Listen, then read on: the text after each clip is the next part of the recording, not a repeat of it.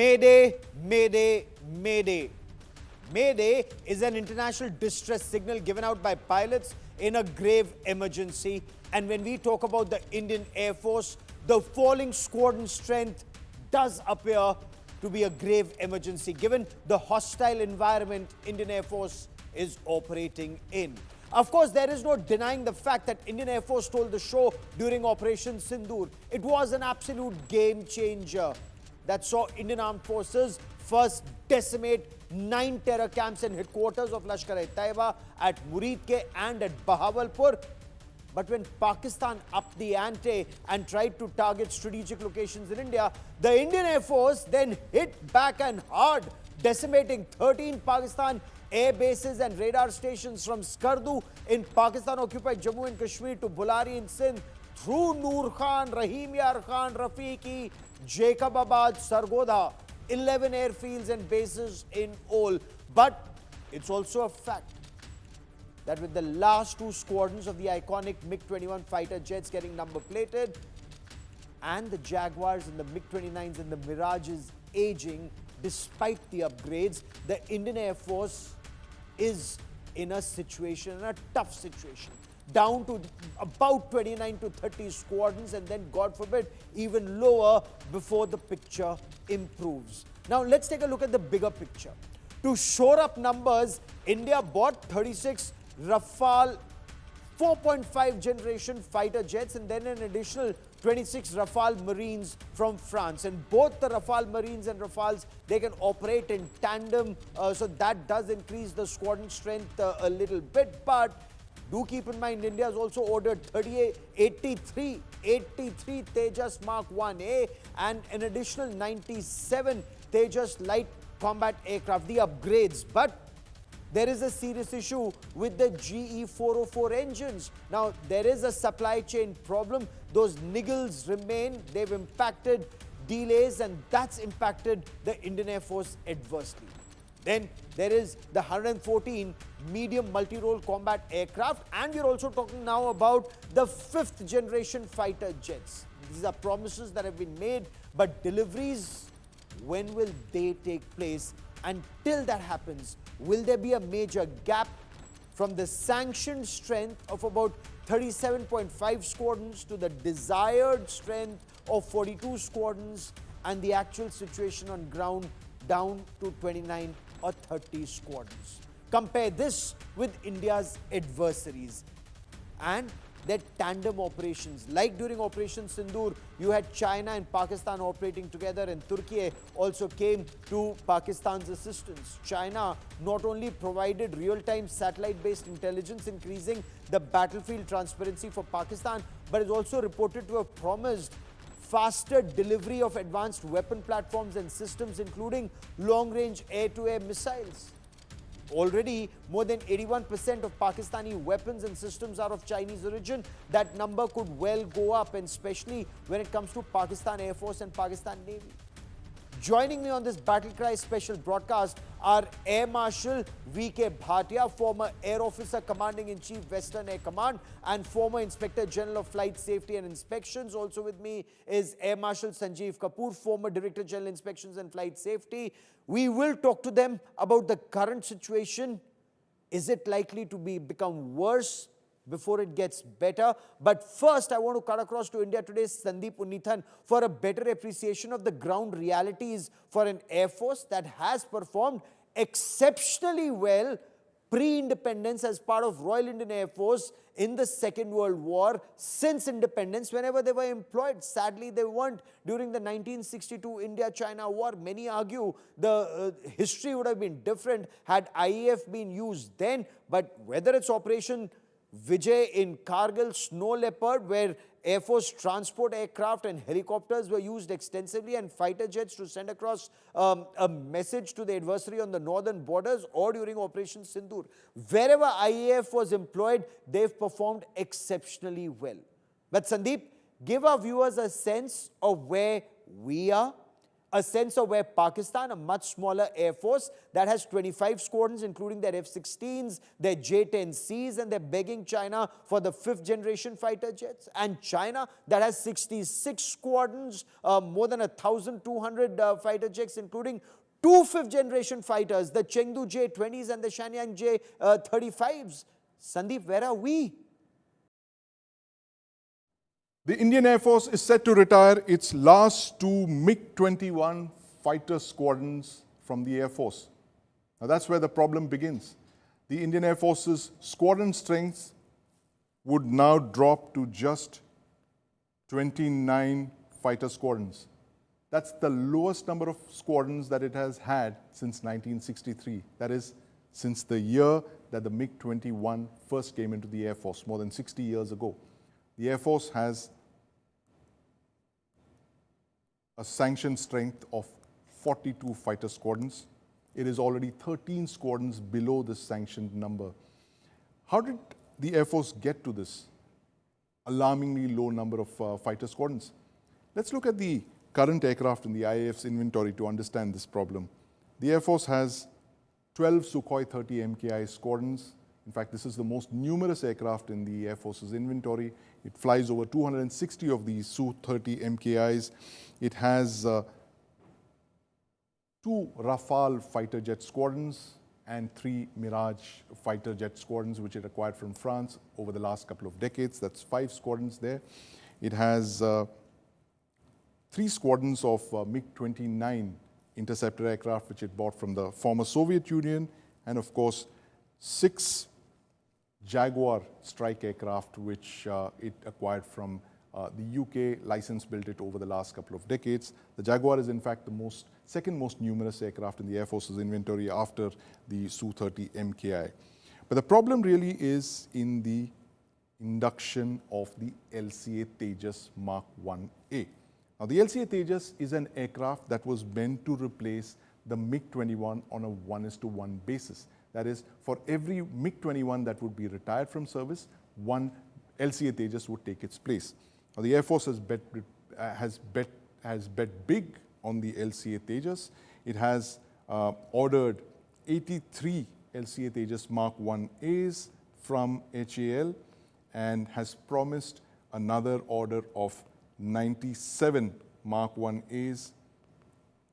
That is a total of 180 LCA Tejases. Now these are the numbers that it would need to shore up its declining squadron numbers. The problem is that the LCA Tejas is not joining the Air Force in the numbers that the Air Force wants. It would need something like 12 to 24 LCA Tejases to join every year to shore up its numbers. But unfortunately, HAL has not been, for various reasons, not been able to deliver the LCA Tejases in the numbers that the Air Force wants. Now, the Tejas, of course, there is no option but to buy and build an indigenous fighter. The Tejas is critical from that point of view. But where it gets more critical in the years ahead is the fact that the Air Force is going to be retiring these 2 fighter jets completely. 6 squadrons of Jaguars and 3 squadrons of MiG-29s are completely out in the next couple of years. That's almost 9 squadrons gone, and that's a big hole in the Air Force's capabilities. And for that, it will need to add more LCA Tejas' numbers. Now, those numbers aren't coming. Until the time the LCA Tejas does not come in the numbers that the Air Force wants them, it will never be able to get to, these 42 squadron numbers that's sanctioned, or indeed even the larger number that it's looking at in the years ahead, which is something like 65 fighter squadrons. So right now, it's all hands on deck for the Indian Air Force as it bets big time on the LCA Tejas joining it in the numbers that it needs to make up for its declining squadron numbers. I have 2 of the finest voices on military aviation now joining me on this broadcast.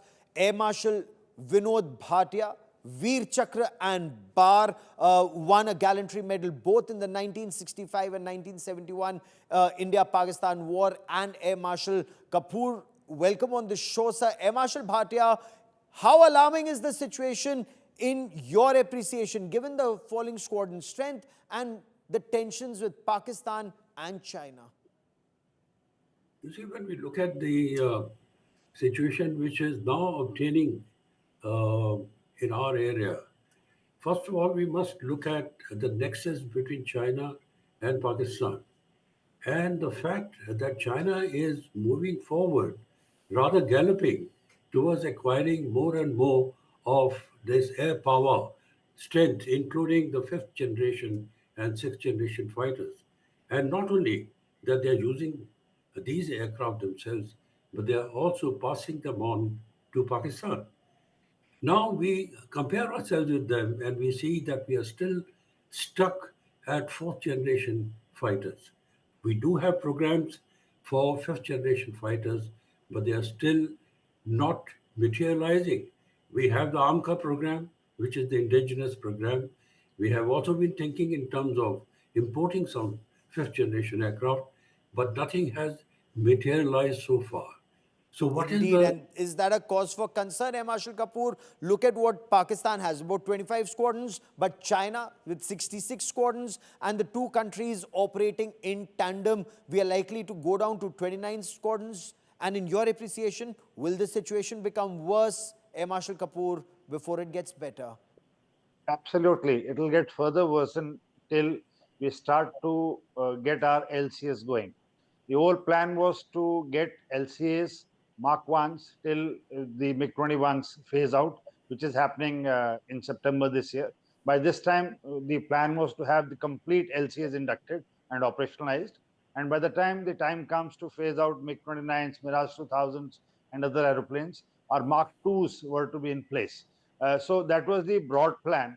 But owing to a lot of factors, and the primary factor in my appreciation being non-availability of engines and reliance on the United States to provide us 404s and then 414s later, we are way behind schedule. And with the Jaguars also coming in for phasing out soon, another 6 years, 5 to 6 years, we will see phasing out. So six cons also go. So just visualize what we would be left with in case we do not refill it at the rate at which we are depleting. We are talking And of two fronts, and yes. we have to be capable to defend our borders on both the sides if the need so arises. And in cases as Operation Sindoor showed, both operating together, Marshal Bhatia, are we then to see Operation Sindoor as a template? And if we were, does that mean as a stopgap arrangement, or in foreseeable future, there will be use of more standoff weapons or satellite technology and longer range missiles? So can the falling squadron strength be offset by acquiring more longer range missiles and more unmanned combat aerial vehicles, sir? Well, yes. I mean, in the coming years, you will find that whatever you are talking about in terms of increment, in terms of our capabilities in space and in standoff weapons, will certainly increase, and it will manifest itself in the war zone. But to release them, to be able to launch them, we need aircraft. And for that, we cannot go back to the sense that we cannot really accept the drop in fighter squadrons. As you know, we are actually authorized to have 42 squadrons. That I would say is the minimum.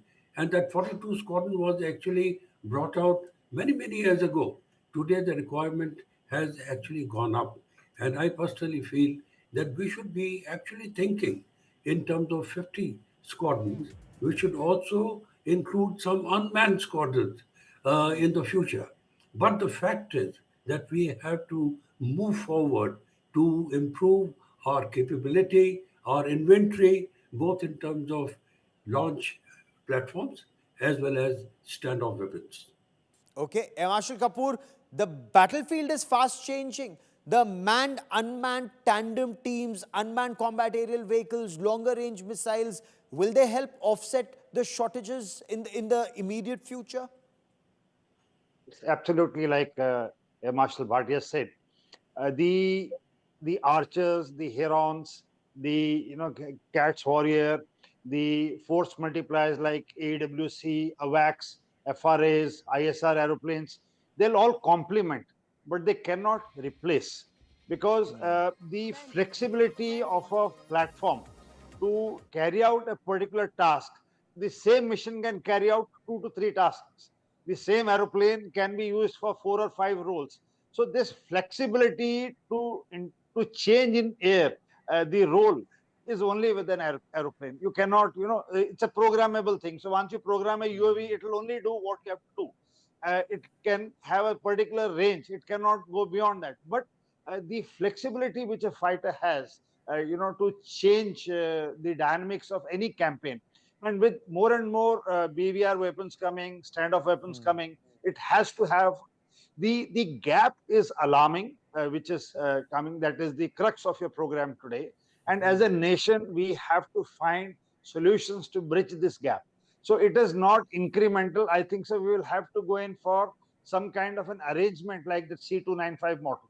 So I have Okay. covered in a couple of programs. It's a So very good template. let's explain this. Let's explain this in a bit. When you say this gap is alarming, Air Marshal Bhatia, as a stopgap arrangement, is there then no option but to go in for a couple of squadrons, if not more, of advanced fighter jets like we did in the past? And unfortunately, our modernization often is stopgap. When Pakistan got their F-16s, we were forced to buy 2 squadrons of Mirage 2000s or MiG-29s, or, there are 2 squadrons of Rafale recently. Is that the only alternative as of now? You see, I personally feel that we have to take immediate steps to be able to acquire some aircraft from outside also. As you know, we have 2 programs ongoing already. One is the MRFA program for 126 aircraft, in which many aircraft which are participating have participated earlier as well. So, I mean, we can quickly carry out our testing or whatever is required to be done, and to be able to select an aircraft. And to my mind, we have a great aircraft in our inventory already, and we are being now offered the Mark IV version of Rafale, for example. And if we buy, let us say, more Rafales, then we can bridge this gap to some extent. Also, we are going in for our own amca program, which is 5th generation, but that is at least 1 decade away. And in the meantime, there is a great requirement for us to go in for 5th generation aircraft in limited quantities. And I personally feel the best suited aircraft, perhaps, in the present circumstances, would be the Su-57, because Okay. it is affordable, and it has the 5th generation capability while we are pursuing our own AMCA program. So, what should be Okay. our immediate future? How do we proceed? First of all, I feel we should go in for about 6 squadrons of Rafale. The next one should be the Mark IVs. We should buy 2 squadrons of, let us say, Su-57 5th generation aircraft.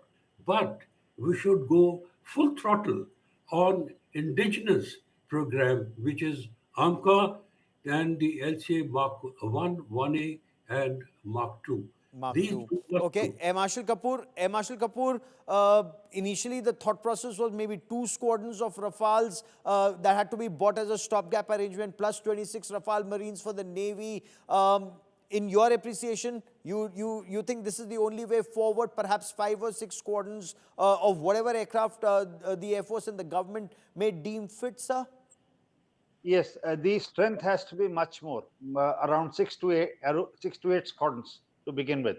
I was covering the previous part, C295 model, wherein we just get a few numbers in flyaway conditions.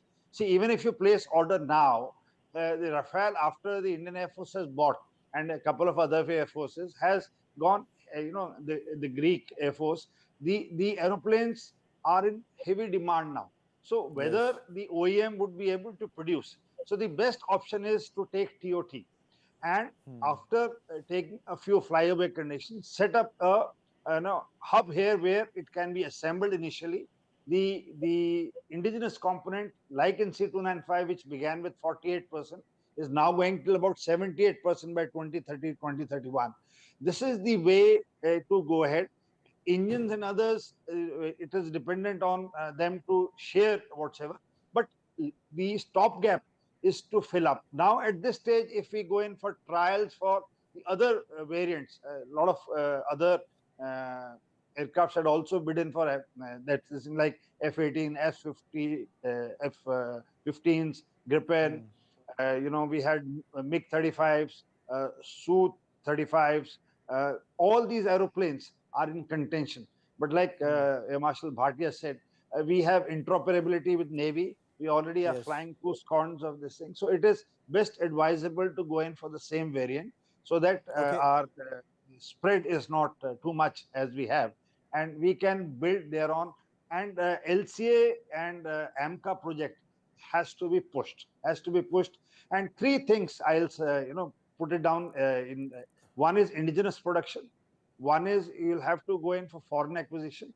And third, Yes. parallelly build up your force multipliers. So these Okay, three so verticals. when we talk about Air Marshal Bhatia, when we talk about the indigenous program, there was a serious problem with the American GE 404 engines, and the GE 414 that you want for your LCA Mark II. If those engines don't come, your project will not take off. A 2-year delay already, that's impacting the Air Force. Is there a plan B if the supply chain problems remain or relationship with America does not improve? What are India's options? You see, as far as the states is concerned, the GE is concerned, they have cited some problem from their suppliers, vendors, who were supplying them with parts of these engines. And now they are saying that they have been taken care of, and they have now promised 11 engines, 404 iron during this year, 2025, and then 20 engines per year. But to my mind, that is not enough. Even for our indigenous program, we need to find a second option for the engines. One option is, of course, the GTRE engine, our own indigenous program, which we should actually go full throttle once again to be able to get the engines at par with the airframe programs to build fighters indigenously in India in all entirety. The second thing that we need to do is basically to perhaps set up an assembly line of Rafales. I must say that my information is that Rafale has offered, Okay. DASO has offered to set up a assembly line in India for Rafales, which will not only cater for the IAF requirement and the IN requirement, but Yes. also for global requirement. And Fair therefore, we enough. should go ahead with that. And So do so, we go in for are you saying that we should also look at then the French engine as the second line? Air Marshal Kapoor, the last 30 seconds I have on this part of the show, your take, if the delays with the American engines continue, and we've had problems with the Americans in the past, this entire Sea King and Sea Harrier fleet were grounded. The relationship with America, nobody thought would see headwinds, but we do see some headwinds. Your appreciation militarily? Yes, absolutely. Because the Apaches for the Army were to be, inducted in 2019, and they have just come now, 6 years later. The G Yes. engines has been covered, is being delayed. So there may be some reasons, but the French and the Russians, in my appreciation, are the best suited for Indian, hardware, for the defense hardware, as per the past experience. So we could go in for a Safran, collaboration and start manufacturing and assembling these aeroplanes in India.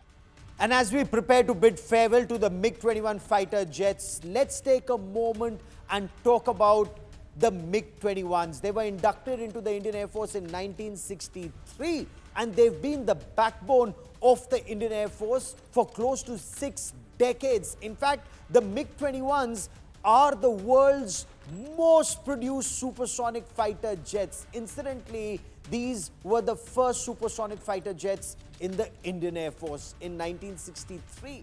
More than 11,000 MiG-21 fighter jets have been produced. The North Atlantic Treaty Organization, or NATO, named the MiG-21 fish bed. Quite a quirky name that actually belies its deadly capabilities. It is a single engine supersonic fighter jet. It can reach up to speeds twice the speed of sound, Mach 2, making it one of the fastest aircraft of all times. It's a very small aircraft, but it comes completely loaded. The MiG-21s were operated by over 60 countries across the world. It can carry out air-to-air and air-to-ground operations.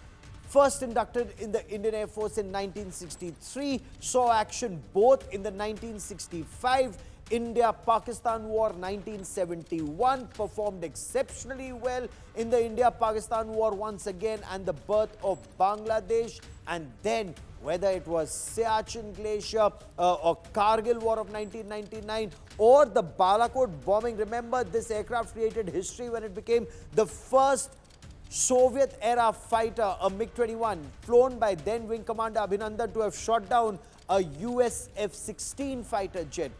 Like I said, it's the first supersonic fighter jet, and we are bidding farewell to MiG-21 after more than 6 decades of service to Indian Air Force, in which, unfortunately, because it was flying a lot, it was also called, sadly, a flying coffin.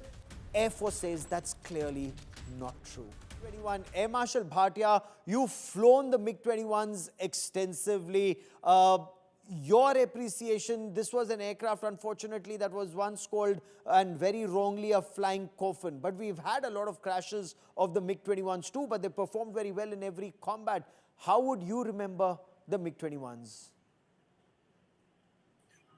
I will remember as the queen of all fighters. It was a beautiful Mark II aircraft. And just remember, it was literally the first Mark II fighter aircraft ever produced in the world and lasted the longest. And MiG-21, I mean, I have flown, as I mentioned to you, MiG-21 myself, and I find this to be most delectable aircraft to fly. And of course, it had its own peculiarities, but you had to master them. But that is where the entire thing lay, that you could master this aeroplane. And if you could do that, this aircraft was a very cost-effective solution to the problems of modern warfare till today. Indeed, I will let that be the last word on this part of the show. Air Marshal Kapoor and Air Marshal Bhatia for joining me on this Battle Cry special. Many thanks. The MiG-21 fighter jets, they served India and the Indian Air Force very well. Unfortunately, it is a fact that when you were going directly from the intermediate jet trainer to a supersonic MiG-21, it was an unforgiving aircraft. That is what I was told throughout in these past 3 decades that we covered a large number of MiG crashes. There were some other issues too, but clearly this is an aircraft that served India very well. The niggles, the problems, the shortages are issues we will continue to focus on. That is all I have for you on this special edition of Battle Cry. Many thanks for watching. News and updates continue on India Today. Stay with us.